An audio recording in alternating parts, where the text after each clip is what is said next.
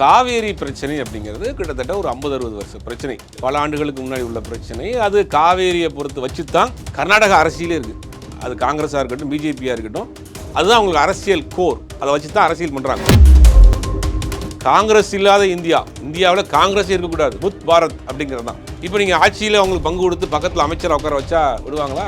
உடனே மத்திய அமைச்சர் சொல்கிறார், உச்சநீதிமன்ற தீர்ப்பை மீறி சொல்கிறாரு அவங்க இல்லாமல் பண்ணலாம், அவங்களுடைய கடைமடை மாநிலத்தினுடைய அனுமதி இல்லாமல் அவங்க டேம் கட்டலாம்னு ஒரு வார்த்தை பண்ணுறது. அதுக்கு பயங்கரமான எதிர்ப்பு வருது. அது பேரு கண்டிச்சு விட்டாங்க. ஏன்னா பாஜக அமைச்சர்னால கொதிக்கக்கூடியவர்கள், சமூக போராளிகள், புலனாய்வு புலிகள்லாம் இருக்காங்க இல்லையா, அவங்களாம் ஏன் பாஜக அமைச்சர் உச்சநீதிமன்ற தீர்ப்பை எதிர்த்து மதிக்காமல் ஒரு வார்த்தையை பேசியிருக்கிறாரு. நீங்கள் அன்றைக்கி அதை எதிர்த்து கோவப்பட்டிருக்கணும்ல, சென்றாயே நீங்கள் இதுக்கெல்லாம் கோவப்பட்டிருக்கணும், இதுக்கெல்லாம் ரேக் பண்ணியிருக்கணும். ஆனால் அது பண்ணல. ஏன் ஒன்றிய அரசு அப்போ கத்துற, நீங்கள் ஏன் கத்தலை? இப்போ ஒன்று, காவிரியிலிருந்து நமக்கு ரெகுலராக தண்ணி வர்றதுக்கான பிரச்சனை என்னென்னா, நம்ம நடுநிலையோடு பார்க்க வேண்டிய விஷயம் என்னென்னா, ஒன்று உச்சநீதிமன்றத்து தீர்ப்பை அவர்கள் அமல்படுத்தணும், இல்லை அந்த போர்டினுடைய அந்த அட்வைஸையும் நீங்கள் ஃபாலோ பண்ணணும். ஆனால் அதுக்கான ஒரு முயற்சி எடுக்கலாம். ஒருவேளை மனசு மாறி அங்கே காலநிலை மாறி போச்சுன்னா தண்ணி விடுறதுக்கு வாய்ப்புகள் இருக்குது.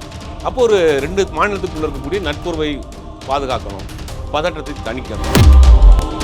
இதுவரைக்கும் எனக்கு தெரிஞ்சு எந்த முதலமைச்சருக்கும் இவ்வளோ பெரிய தடப்படல் வேலையே கிடையாது. ஹெலிகாப்டர் இறங்குறது, ஒரு பெரிய ஆடிட்டோரியத்தையே புதுசு ரீமாடல் பண்ணிட்டு இருக்காங்க. உடனே இங்கெல்லாம் எதுக்கு நீங்கள் போகலாமா, இது அடுக்குமா, நீங்கள் போய் சந்திக்கலாமா? அப்போ இதில் என்ன இருக்குது? போய் அங்கே ஏதாவது இல்லை உச்சநீதிமன்ற தீர்ப்பை நீர்த்து போய்விடும், இவர் போய் சந்திச்சா எப்படி நீர்த்து போகும்? உச்சநீதிமன்றம் கொடுத்த தீர்ப்பு அப்படி தானே இருக்குது. இவருக்கு போனோடனே அந்த தீர்ப்பை மாற்றி எழுதிடுவாங்களா? பாஜகவுக்கு ரெண்டு ஸ்டேட்டை இந்த ஒரு இஷ்யூவை வச்சு பார்க்கணும். அப்போ அதுக்கு தெரியாமல், அது தெரிஞ்சே இங்கே இருக்கக்கூடிய சில எதிர்கட்சிகள் இதை வச்சு இவங்களும் ஒரு கேம் மாறுறாங்க, நாங்கள் விடுவோமா அப்படின்ற மாதிரி இவங்க ஒரு கம்பு சுற்றிட்டு இருக்காங்க. இது எல்லாமே மக்கள் பார்த்துட்டு இருக்காங்க. தொடர்ந்து இந்த பிரச்சனை இத்தனை நாள் போகும். ஆகஸ்ட் 3 முடியாதுன்றது ஒரு பேச்சுவார்த்தைக்கு தான் போகிறாங்க. ஆனால் வரக்கூடிய நாட்களில் கண்டிப்பாக தண்ணி தேவை அப்படின்ற ஒரு சுச்சுவேஷன் உருவாயிருச்சு ஆல்ரெடி. இதை இந்த கவர்மெண்ட் எப்படி ஃபேஸ் பண்ண போன்ற ஒரு கேள்வி இருக்குது. இது பெரிய ஒரு ஜீவாதார பிரச்சனைங்க. விவசாயிகளுடைய உயிர் நாடி. விவசாயம் பண்ணிட்டாங்க, தண்ணி இல்லாமல் வாடிக்கிட்டு கிடக்கு. இப்போ அங்கேயும் தண்ணி இல்லையே, அதான் பிரச்சனை. அங்கே தண்ணி இருந்தால் சண்டை போட்டால் திறந்து அங்கேயும் காஞ்சி போய் கிடக்கும். பிரைம் 9 தமிழ் நேயர்கள் அனைவருக்கும் வணக்கம். இன்றைய நமது நேர்காணலில் நம்முடன் இணைந்திருப்பவர் மூத்த பத்திரிகையாளர் திரு ஜுபேர் அவர்கள். சார் வணக்கம். வணக்கம். தமிழ்நாடு, கர்நாடகா பல ஆண்டுகளாக பல சிஎம்கிட்ட பல பிரச்சனை போயிடுச்சு. ஆனால் இன்னைக்கு முதல்வராக இருக்கக்கூடிய விஜய் அவர்கள் இந்த பிரச்சனையை முடிப்பான்ற ஒரு நம்பிக்கையில் பேச்சுவார்த்தைக்கு ஆகஸ்ட் 3ஆம் தேதி கர்நாடகா செல்கிறார் விஜய் அவர்கள். அங்கே போய் என்னத்தை சாதிக்க போகிறாரு? தமிழ்நாட்டுக்கு தண்ணியே தரக்கூடாதுன்ற கர்நாடகாட்ட போயிட்டு அங்கே போய் என்ன சாதிக்க போகிறான்னு இன்றைக்கி அன்புமணி கேள்வி எழுப்புகிறார். கர்நாடகா விஜய் அவர்கள் போவது நல்லதா இல்லையா? இதை எதிர்க்கட்சியில் விமர்சனம் பண்ணுறது சரியா? இல்லை, முதல்ல இப்படி அப்படித்தான் கட்சி ஆரம்பித்த பிறகு பேசினாங்க. இவர் தேர்தல் யாருமே கூட்டணி இல்லாமல் இவர் ஜெயிச்சிருவாரா, 10%, 12%, 4 சீட்டு, 3 சீட்டு ஓட்டு சீட்டாக கன்வெர்ட் ஆகாது அப்படிலாம் சொன்னாங்க. இது வரைக்கும் ஒரு 50 வருஷத்துக்கு பிறகு ஒரு பெரிய வரலாற்று சாதனையை நிகழ்த்தி ஒரு 35% வாங்கி ஆட்சி அமைச்சிட்டார். அப்போ இந்த காவேரி பிரச்சனை அப்படிங்கிறது கிட்டத்தட்ட ஒரு 50-60 வருஷம் பிரச்சனை, பல ஆண்டுகளுக்கு முன்னாடி உள்ள பிரச்சனை. அது காவேரியை பொறுத்து வச்சு தான் கர்நாடக அரசியலே இருக்குது. அது காங்கிரஸாக இருக்கட்டும், பிஜேபியாக இருக்கட்டும், அதுதான் அவங்களுக்கு அரசியல் கோர். அதை வச்சு தான் அரசியல் பண்ணுறாங்க. நமக்கு அது மாதிரி நிறைய விஷயங்கள் இருக்குது அரசியல் பண்ணுறதுக்கு. அவங்களுக்கு அரசியலே தான். அது காங்கிரஸாக இருந்தாலும் சரி, பிஜேபியாக இருந்தாலும் சரி. இப்போ அங்கே காங்கிரஸ் ஆட்சி இருக்குது. காங்கிரஸ் ஆட்சி இருக்கிறப்ப என்னென்னா, இந்த பிரச்சனையை நான் நிறையா ட்ராவல் ஆகி போய் 2018 ஒரு தீர்ப்பு வந்துச்சு. அந்த தீர்ப்பு தான் நமக்கு இப்போ ஒரு கேடயம். அந்த வழக்கை தஞ்சாவூரை சேர்ந்த ஒரு விவசாயி ஒருத்தர் போடுறாரு. அந்த வழக்கில் என்ன பண்ணுறாங்க, அன்றைக்கி ஜெயலலிதா என்ன பண்ணுறாங்கன்னா, தன்னையும் ஒரு பிரதிநிதியாக சேர்த்துக்கிறாங்க. அந்த வழக்கை தமிழ்நாடு அரசும் அந்த ஒரு விவசாய சங்க தலைவர் அவரும் சேர்ந்து போட்ட வழக்கை நடத்தி 2018 உச்சநீதிமன்றம் ஒரு தீர்ப்பு கொடுக்குது. அது வரலாற்று சிறப்புமிக்க ஒரு தீர்ப்பு. அதாவது ஒரு நதி எங்கே உருவாகி எங்கே கலக்குதோ, அந்த கடைமடை பகுதின்னு சொல்லுவாங்கள்ல, அந்த கடைமடை பகுதியினுடைய ஒப்புதல் இல்லாமல் அங்கே டேமோ எந்த விதமானதும் செய்யக்கூடாது அப்படிங்கிறது தீர்ப்பு. இதுதான் இன்றைக்கி அது கேடயம், பாதுகாப்பு. அதுக்கு பிறகு தண்ணி திறந்து வருவதில் சிக்கல் வருது. தண்ணி திறந்து வருவதில் சிக்கல் வரப்போ அது காவிரி மேலாண்மை வாரியம்னு அமைச்சு அந்த ஆணையம் தான் நமக்கு ஒவ்வொரு காலகட்டத்திற்கு எத்தனை டிஎம்சி தண்ணீர் திறந்து விடணும்னு அவங்க ஒரு உத்தரவு போடுவாங்க. அதன் அடிப்படையில் திறந்து விடுவாங்க, சில நேரங்களில் திறந்து விட மாட்டாங்க. இன்றைக்கி வரைக்கும் அது சொன்ன மாதிரி நடந்துக்கிறவே இல்லை. இந்த பஞ்சாயத்து போய்கிட்டு இருக்கு. இப்போ என்ன பண்ணுறாங்கன்னா, நாங்கள் ஒரு மேகதாதுன்னு ஒரு இடத்துல வந்து நாங்கள் ஒரு டேம் கட்டுறோம், ஒரு அணை கட்டுறோம். அந்த அணை எதுக்கு கட்டுறோன்னா பெங்களூரினுடைய குடிதண்ணீர் தேவைக்காக கட்டுறோம். எங்களுக்கு வந்து நாங்கள் வந்து பெங்களூரில் தண்ணீர் தட்டுப்பாடு இருக்குன்னு இதுக்கு முன்னாடியே இந்த வழக்கில் அந்த அங்கே மேகதாதுலேருந்து வரக்கூடிய தண்ணீரில் 5 TMC வந்து பெங்களூரினுடைய குடித்தண்ணீர் தேவைக்காக எக்ஸ்ட்ராவாக கொடுக்குறது அது ஒப்புதல் இருக்குது, அதை கொடுத்துட்ருக்காங்க. ஆனால் இப்போ நீங்கள் அதுவும் பத்தலை, எங்களுக்கு நாங்கள் முழுவதுமாக டேம் கட்ட போகிறோங்கிறாங்க.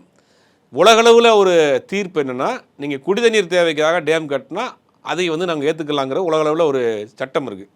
இப்போ அதை தான் அவங்க பிடிச்சி ட்ரம்ப் கார்டாக வச்சு பண்ணுறாங்க. இப்போ என்ன பண்ணுறாங்கன்னா, தமிழ்நாட்டில் தாவேகா காங்கிரஸ் அரசாங்கம் இன்னைக்கு கூட்டணியில் இருக்குது. பாஜகவுடைய ஐடியாலஜி என்ன? காங்கிரஸ் இல்லாத இந்தியாவில் காங்கிரஸ் இருக்கக்கூடாது, முத் பாரத் அப்படிங்கிறது தான். இப்போ நீங்கள் ஆட்சியில் அவங்களுக்கு பங்கு கொடுத்து பக்கத்தில் அமைச்சரை உட்கார வச்சா விடுவாங்களா? உடனே மத்திய அமைச்சர் சொல்கிறார், உச்சநீதிமன்ற தீர்ப்பை மீறி சொல்கிறாரு, அவங்க வந்து இல்லாமல் பண்ணலாம், வந்து அவங்களுடைய கடைமடை மாநிலத்தினுடைய அனுமதி இல்லாமல் அவங்க டேம் கட்டலாம்னு ஒரு வார்த்தை பண்ணுறாரு. அதுக்கு பயங்கரமான எதிர்ப்பு வருது. தமிழ்நாடு அரசின் சார்பில் முதலமைச்சர் லெட்டர் எழுதுறாரு. அது லெட்டர் எழுதுங்கிறது ஒரு ஆவணம். அதை வந்து பிரதமருக்கு எழுதுறாரு. இன்றைக்கி தமிழ்நாட்டில் இருக்க எல்லா கட்சிகளும் கண்டிக்கிறாங்க. அது பேருக்கு கண்டிச்சு விட்டாங்க. ஏன்னா பாஜக அமைச்சர்னால கொதிக்கக்கூடியவர்கள், சமூக போராளிகள், புலனாய்வு புலிகள்லாம் இருக்காங்க இல்லையா, அவங்களாம் ஏன் பாஜக அமைச்சர் உச்சநீதிமன்ற தீர்ப்பை எதிர்த்து மதிக்காமல் ஒரு வார்த்தையை பேசியிருக்கிறாரு. நீங்கள் அன்றைக்கி அதை எதிர்த்து கோவப்பட்டிருக்கணும்ல, சென்றாயும் நீங்கள் இதுக்கெல்லாம் கோவப்பட்டிருக்கணும், இதுக்கெல்லாம் ரியாக்ட் பண்ணியிருக்கணும். ஆனால் அது பண்ணல. ஏன் ஒன்றிய அரசேன்னு அப்போ கத்துற, நீங்கள் ஏன் கத்தலை? இப்போ பாஜக ஒரு அமைச்சர் சொல்கிறாரு, அப்புறம் அடுத்த நாள் வந்து பார்லிமெண்ட் கூடுது, மயிலாடுதுறை MP சுதா அவங்க பேசுகிறாங்க. அப்போ அப்படி பேக் அடிக்கிறாங்க, இது பிரச்சனை பெருசாகிடுச்சு, நீதிமன்ற உத்தரவை மீறி பேசிவிட்டோம்ட்டு. அடுத்த நாள் வந்து இல்லை காவிரி மேலாண்மை வாரியம் வந்து தான் முடிவு பண்ணணும்னு அடுத்த நாள் பல்ட்டி அடிக்கிறாங்க. இதுக்கெல்லாம் ஒரு ப்ரொப்போசல் போயிருக்கு எங்கே அந்த போர்டுக்கு, அது கேன்சல் பண்ணிட்டாங்க. அந்த போர்டு எதுக்கு? மேகதாது இஷ்யூ சம்மந்தமாக ஒரு ப்ரொப்போசல் அங்கே போய் ஒரு ஃபைல் அமைச்சிருக்கிறாங்க. அதை பார்த்துட்டு முன்னுக்கு பின் புறணா இருக்குது, இதில் வந்து வேணான்னு சொல்லி அவங்க ரிஜெக்ட் பண்ணிட்டாங்க. இதெல்லாம் நடந்துகிட்டு இருக்குது. இப்போ இந்த விஷயத்தில் தமிழ்நாடு அரசினுடைய நிலைப்பாடு என்னென்னா, சட்டமன்றம் புதுசாக ஆட்சிக்கு வந்ததுக்கு சட்டமன்றத்தில் எல்லா கட்சியும் கூட்டி தீர்மானம் போட்டாங்க. இப்போ ஒன்று, காவிரியிலிருந்து நமக்கு ரெகுலராக தண்ணி வர்றதுக்கான பிரச்சனை என்னென்னா, நம்ம நடுநிலையோடு பார்க்க வேண்டிய விஷயம் என்னென்னா, ஒன்று உச்சநீதிமன்றத்து தீர்ப்பை அவர்கள் அமல்படுத்தணும், இல்லை அந்த போர்டினுடைய அந்த அட்வைஸையும் நீங்கள் வந்து ஃபாலோ பண்ணணும். இதுதான் அவங்க என்ன சொல்கிறாங்கன்னா, நீங்கள் வந்து பாருங்கள் காஞ்சி போய் கிடக்கு, எங்களுக்கே குடிநீர் கூட எங்களுக்கு தண்ணி இல்லை அப்படின்னு அவங்க பாயிண்ட் ஆஃப் வியூவில் சொல்கிறாங்க. அங்கேருந்து நீங்கள் பார்க்குறப்ப பார்த்தீங்கன்னா அது ஒரு வகையில் அவங்க பாயிண்ட் ஆஃப் வியூவில் சரியாக இருக்கிற மாதிரி தெரியும். அவங்க என்ன காஞ்சி போய் கிடக்கு, குடிக்க கூட தண்ணி இல்லை, அவங்ககிட்ட போய் நம்ம எப்படி தண்ணி கேட்குறது? இது ஒரு சிக்கல். இது இயற்கை விளையாடக்கூடிய ஒரு விளையாட்டு. இப்போ இந்த பிரச்சனையில் 2 மாநிலத்துக்குள்ளேயும் ஒரு சின்ன ஒரு பதட்டம் இருக்கும். அங்கே பார்த்தீங்கன்னா கன்னட அமைப்புகள்லாம் வந்து போராட்டம் பண்ண ஆரம்பிச்சிட்டாங்க. ஆல்ரெடி போராட்டம், ஜனநாயகன் பேனர் எல்லாத்தையும். ஜனநாயகன் பேனர் இல்லைங்க, இது வரைக்கும் விஜய் அவர்கள் படத்தை கிழிச்சாங்களா? இப்போ முதலமைச்சர் ஆனதுக்கு பிறகு அவங்க ரிவெஞ்ச் எடுக்கிறாங்க. இந்த நேரத்தில் தான் 2 மாநில அந்த பதட்டத்தை தணிப்பதற்கு இப்போ விஜய் அவர்கள் அங்கே போனாலும் சரி, சிவகுமார் இங்கே வந்தாலும் சரி, தண்ணியில் வராது. ஆனால் அதுக்கான ஒரு முயற்சி எடுக்கலாம். ஒருவேளை மனசு மாறி அங்கே கால்நிலை மாறி போச்சுன்னா தண்ணி விடுறதுக்கு வாய்ப்புகள் இருக்குது. அப்போ ஒரு 2 மாநிலத்துக்குள்ளே இருக்கக்கூடிய நட்புறவை பாதுகாக்கணும், பதட்டத்தை தணிக்கணும் அப்படின்னு ஒரு முயற்சி எடுக்கிறாங்க. இது வரைக்கும் எனக்கு தெரிஞ்சு எந்த முதலமைச்சருக்கும் இவ்வளோ பெரிய தடபடல் வேலையே கிடையாது. ஹெலிகாப்டர் வந்து இறங்குறது, ஒரு பெரிய ஆடிட்டோரியத்தையே ரீமாடல் பண்ணிட்டு இருக்காங்க. பார்த்தீங்கன்னா அங்கே இந்த கட்டன் போடுறதா இருக்கட்டும், பெயிண்ட் அடிக்கிறதா இருக்கட்டும், வெளிநாட்டு அதிபர்கள் வர்றப்ப தான் இந்த மாதிரியான வேலை செய்வாங்க. இப்போ விஜய் அவர்கள் வர்றப்ப பிங் வர்றப்ப தமிழ்நாட்டில் பண்ணாங்க. அந்த மாதிரி வந்து பெங்களூருவை இவரை வரவேற்பதற்காக, கர்நாடகாவில் வரவேற்பதற்காக அந்த அரசாங்கம் மெனக்கெடுத்து வேலை பார்த்துட்டு இருக்காங்க. ஆஃபீஸரை போட்டு ஒரு பெரிய வரவேற்பை கொடுக்கணும்னு பார்க்குறேன். எனக்கு ஆச்சரியமாக இருக்குது. அப்போ என்னென்னா அங்கேயும் விஜய் ரசிகர்கள் அங்கே அதிகமாக இருக்கிறாங்க. அடுத்த வருஷத்துக்கு அடுத்த வருஷம் தேர்தல் வரப்போகுது. அப்போ வந்து இதை நம்ம பயன்படுத்திக்கிறணும், அவருக்கு சரியாக ரெஸ்பாண்ட் பண்ணணுங்கிறதுனால அவரை வரவேற்கிறதுக்கு அந்த அரசாங்கம் தயாராக இருக்குது. பிரம்மாண்டமாக தயாராகி கொண்டு இருக்கிறது. எப்படி வந்து பிரம்மாண்டமான படம் மாதிரி பிரம்மாண்டமாக தயாராகிக்கிட்டு இருக்கு. இப்போ 2 பேரும் சந்தித்து அந்த பதட்டத்தை தணிக்கிறதுக்கு ஒரு வேலை பண்ணலாம். இதுதான் நடக்க போகுது. உடனே இங்கெல்லாம் எதுக்கு நீங்கள் போகலாமா, இது அடுக்குமா, நீங்கள் போய் சந்திக்கலாமா? அப்போ இதில் என்ன இருக்குது? இப்போ போய் அங்கே ஏதாவது வந்து இல்லை உச்சநீதிமன்ற தீர்ப்பை நீர்த்து போய்விடும், இவர் போய் சந்திச்சா எப்படி நீர்த்து போகும்? உச்சநீதிமன்றம் கொடுத்த தீர்ப்பு அப்படி தானே இருக்குது. இவருக்கு போனோடனே அந்த தீர்ப்பு வந்து மாற்றி எழுதிடுவாங்களா? இல்லை அங்கே போய் எதுவும் கையெழுத்து போட போகிறாரா? 2 மாநிலத்திற்குள்ளே இருக்கக்கூடிய ஒரு உறவை பேண வேண்டும், பதட்டத்தை தணிக்க வேண்டும். சுமூகமான பிரச்சனையாக இந்த பிரச்சனையை முடிக்கணும்.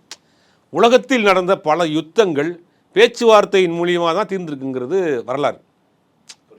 யுத்தம் இன்னொரு யுத்தத்தால் முடிஞ்சிருக்காது போயிருக்கே. ஒரு யுத்தம் ஆரம்பிச்ச உதாரணம் எடுத்துங்களேன், அமெரிக்கா ஈரான் பிரச்சனையை யுத்தத்தில் முடிஞ்சிருக்கா? பேச்சுவார்த்தை தான் முடிஞ்சிருக்கு. அப்போ பேச்சுவார்த்தையின் மூலியமாக தான் பல யுத்தங்களே முடிஞ்சிருக்கு. அப்படி கடந்த 50 வருஷ பிரச்சனை புறையோடி போய் கிடக்கக்கூடிய ஒரு சென்சிட்டிவ் இஷ்யூ அது. அதை இன்றைக்கி புதுசாக வந்திருக்கிற ஒரு அரசாங்கம் தன்னுடைய முயற்சியை எடுத்து பார்க்குறாங்க. இதில் என்ன செய்ய முடியும்? நட்பு ரீதியில் போயிடுவோம். ஏன்னா கர்நாடகாவில் நிறைய தமிழர்கள் வாழ்ந்துட்டு இருக்காங்க, பெங்களூரில் நிறைய தமிழர்கள் வாழ்ந்துட்டு இருக்காங்க. பாதி பேர் கிட்டத்தட்ட ஒர்க் பண்ணுறதுக்கு அங்கே தான் போகிறாங்க, ஐடி இண்டஸ்ட்ரியில். அது மாதிரி அங்கே இருக்க ஆட்கள் இங்கே வாழ்ந்துட்டு இருக்கிறாங்க. அப்போ 2 மாநிலத்துக்குள்ள ஒரு உறவு முறை சுமூகமாக இருக்கணும். ஏன்னா ஒருங்கிணைந்த மெட்ராஸ் மாகாணமாக தான் இருந்துச்சு. இது மொழிவாரி மானியம் பிரிக்கப்பட்டதுக்கு பிறகு கர்நாடகா போச்சு, தெலுங்கானா ஆந்திரா போயிடுச்சு, இங்கே கேரளா போயிடுச்சு. அப்போ ஒன்றாக இருந்த பங்காளிகள் தான். இப்போ அந்த தண்ணி தான் நம்மளை பஞ்சாயத்து பண்ணிக்கிட்டு இருக்கு. இப்போ என்னென்னா அதை சரி பண்ணணும். அப்போ அது ஒரு முயற்சி எடுக்கிறாரு. அங்கே வரவேற்கிறாங்க, பெரியவளர் போகிறாங்க. என்னென்னா இவர் அங்கே போயிட்டாருன்னா இவருடைய அந்த வெயிட் அடுத்த மாநிலத்துலேயும் தெரிஞ்சுக்கும். கோயிலுக்கு போனப்போ பார்த்தோம், மூகாம்பிகை கோயிலுக்கு போகிறப்ப அங்கே என்ன மாதிரி கூட்டம் நின்றுச்சுன்னு. அப்போ இங்கே போனால் இவருக்கான வெயிட்டேஜ் கூட்டிடும், பொலிட்டிக்கல் மைலேஜ் கூட்டிடும், கர்நாடகாவிலையும் இவருடைய செல்வாக்கு தெரிஞ்சு போயிருங்கிறதுக்காக இவங்க பதறாங்க. இதனால் சுப்ரீம் கோர்ட் கொடுத்த தீர்ப்பு இது நீர்த்து போகாது. இதனால் அவங்க போய் எதுவும் கையெழுத்து போட போகிறது கிடையாது. ஏது கூட எதாவது இடத்துல பதிவு பண்ண ஏங்க போய் கையெழுத்தே போடலை. ரெண்டு தலைவர்கள் பேச போகிறாங்க, 2 மாநில முதலமைச்சர்கள் பேச போகிறாங்க. ஏன்னா இப்போ போன முறை ஸ்டாலின் அவர்கள் முதலமைச்சர் இருக்கப்போ கேரளா போனார். கேரளாவுக்கு நமக்கு முல்லை பெரியார் இஷ்யூ இருக்குது. ஆனால் அவர் அங்கே போனார், நிகழ்ச்சியில் கலந்துக்கிட்டார், மலையாளத்தில் பேசினார். அப்போ அதுக்காக அந்த பிரச்சனை முடிஞ்சு போச்சுன்னு அர்த்தமா? அப்போ ஒரு மாநிலம் அண்டை மாநிலத்தில் முதலமைச்சரோட ஒரு இணக்கமாக நட்பு ரீதியாக இருக்கிறதுல ஒரு முயற்சி எடுத்து பார்க்குற முயற்சி எடுக்காதீங்கன்னு ஏன் சொல்கிறீங்க? இங்கே போன வந்துருமா, போன தண்ணி வந்துருமா, இங்கே வந்துருமா, இப்படி தான் சொன்னீங்க, ஜெயிக்க முடியாது, ஜெயிச்சிட்டாங்கல்ல. அது மாதிரி ஒரு முயற்சி எடுக்கிறாரு. இது நடக்குமா நடக்காதாங்கிறது 2வது விஷயம். ஒரு முயற்சியே நீங்கள் எடுக்காதீங்கன்னு எப்படி சொல்லுவீங்க? பாஜக அரசு பிள்ளையும் கிள்ளி விட்டு தொட்டிலையும் ஆட்டுது. இந்த விஷயத்தை எது நடந்தாலும் அவங்களுக்கு லாபம் தான். எது நடந்தால் இப்போ ஒரே கல்லில் 2 மாங்காய். ஆனால் கட்டுனா அங்கே நல்லது. இப்படி இல்லை, ஒரே கல்லில் 2 மாங்காய். எப்படின்னா இங்கே தாவேக காங்கிரஸ் அரசாங்கத்துக்கு ஒரு அழுத்தம் கொடுக்கணும், இங்கே ஒரு குழப்பத்தை உண்டு பண்ணணும். இங்கே இருக்க எதிர்கட்சியெல்லாம் கேட்பாங்க, காங்கிரஸ் தான் நீங்கள் அங்கே இருக்குது, நீங்கள் கேட்டு வாங்கிட்டு வர மாட்டீங்களா, கூட்டணியில் வச்சுருக்கீங்களே, இது அடுக்குமா, இது நியாயமா, நீங்கள் இந்த ரெட்டை வேஷம் போடுறீங்களா, தொட்டிலையும் பிள்ளையும் ஆட்டுறீங்களா அப்படின்னு நீங்கள் கேட்பாங்க. அங்கே போனால் கன்னடத்தில் பேசுவாங்க. அங்கே பாருங்க இந்த மாத்தலாடுங்க அந்த மாத்தலாடுங்க, அங்கே இதாக பேசி அங்கே ஒரு அரசியல், அங்கே எதிர்கட்சி இது. ஆமாம், பாஜக ஆட்சியை கொண்டு வரதுக்கு, ஆட்சியை கொண்டு வந்து அவர் கட்டாலும் பிரச்சனை, கட்டாட்டியும் பிரச்சனை, தண்ணி திறந்து விட்டாலும் பிரச்சனை, தண்ணி திறக்காட்டியும் பிரச்சனை. பாஜகவுக்கு 2 ஸ்டேட்டை இந்த ஒரு இஷ்யூவை வச்சு பார்க்கணும். அப்போ அதுக்கு தெரியாமல், அது தெரிஞ்சே இங்கே இருக்கக்கூடிய சில எதிர்கட்சிகள் இதை வச்சு இவங்களும் ஒரு கேம் ஆடுறாங்க, நாங்கள் விடுவோமா அப்படின்ற மாதிரி இவங்க ஒரு கம்பு சுற்றிட்டு இருக்காங்க. இது எல்லாமே மக்கள் பார்த்துட்டு இருக்காங்க.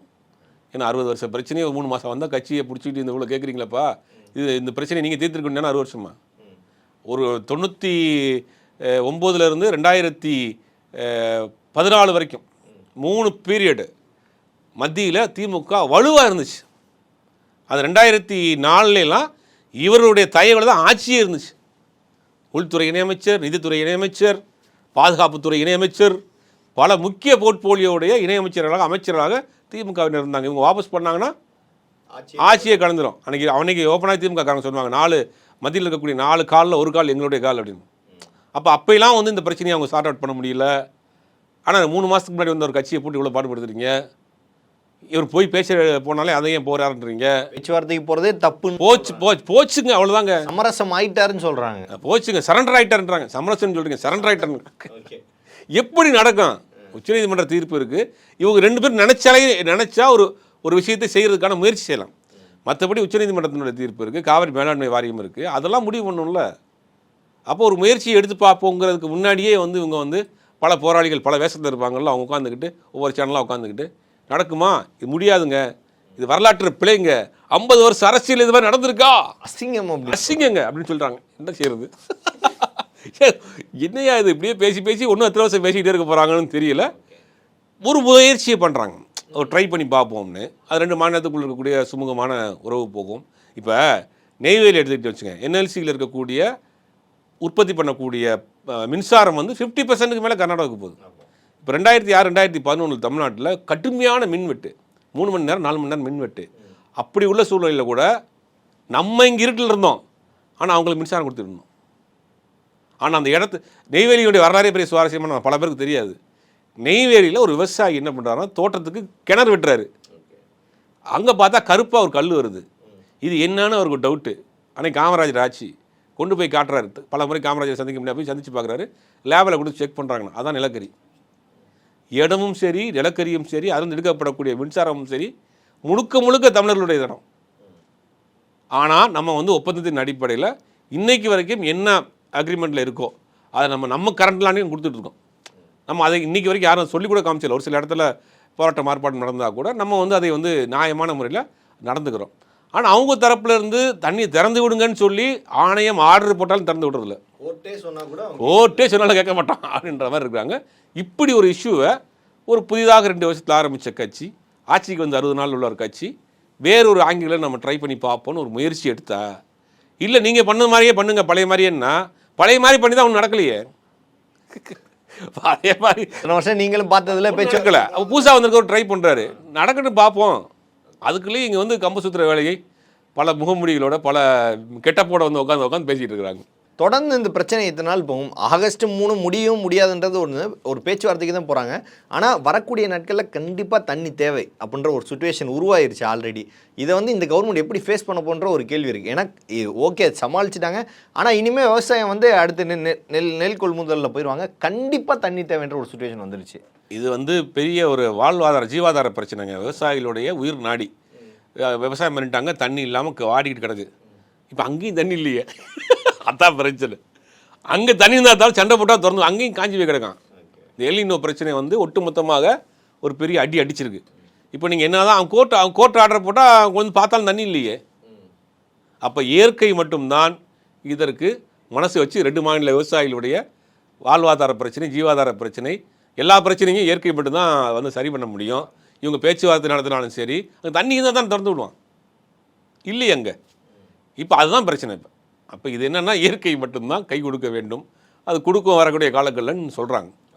பல்வேறு கேள்விகளுக்கு பதில் தமைக்காக மிக்க நன்றி சார். நன்றி, வணக்கம்.